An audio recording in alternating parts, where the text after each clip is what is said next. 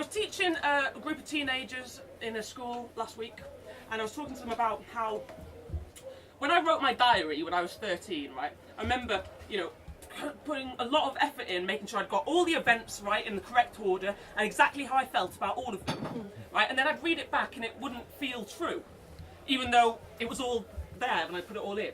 I'd be more whiny than I felt, or it wasn't quite right. And it's like the facts don't quite make the truth. And I was talking to these kids about how when you try and tell the truth in a poem, it's a bit like kind of trying to hold a bubble like this. If you go like that, then it's going to pop, right? So you've got to kind of inch around it and not take anything for granted and hold your breath and the edges of it, the edges. Generally, I go to kind of surrealism to do that. But in this poem, I kind of experiment with the idea of what happens if I tell all the facts around the edges of a true experience, but don't actually tell you what that is. And will the middle take care of itself in some way? Anyway, whatever.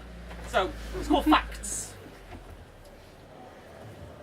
The butterscotch pot de creme offered at J. Jelena restaurant in Venice, CA is insanely delicious.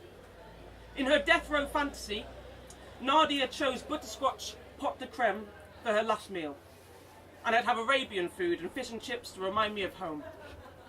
The best way to smuggle pills from Mexico is within the bodies of dead lobsters. Hide the dead lobsters in a bucket of fresh snapping ones. Lobsters stay alive for 24 hours out of water, and the police won't rummage around. Their dogs will smell fish. I am not American.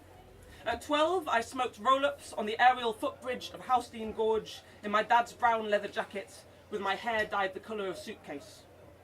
The pub in Masham serves Sunday lunch, and their specialities include lobster bisque. In 2010, Tiger Woods checked into the Meadows in Wickenburg, Arizona, to be treated for sex addiction. It's drugs, not sex, says the National Enquirer. Woods made no mention of his drug habit in his 13-minute apology speech. The Enquirer may be lying to us. There were no ticket barriers at Deptford Station in the fall of 2009.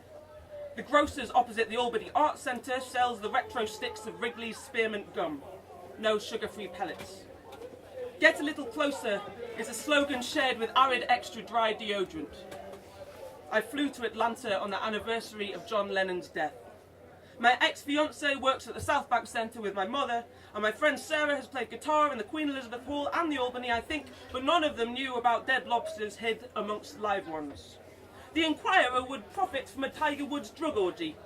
Mr. Forger from the ABC blog writes, "My two neutered male dogs are mounting one another all day long. Does that make my dogs sex addicts?" Yes. I was muzzled for whispering, "I do not crave your blood," into a bag. I told two lies in the last stanza. I crave blood. I do. A poet told me love was an oral fixation. Watch my lips. It's not an oral fixation. That's something else. That's the glory hole sucking on a long sentence. I wooed with words. They loved an idea. Their idea was disproved. The calmest I've ever been was in a sensitive room in Venice, CA. I had a blue wallet with white lettering that said "Delay no more." Nadia drank redemptive coffee with her ex-boyfriend, while I was assembling a designer cardboard house for a kitten to sleep in. On the edge of North America, the citizens train their streetlights to be respectful of madness. Like a row of woken trees, they shine on the woman who guards the automatic doors singing, "They have freed you." And they shine on me, pushing the button to cross over.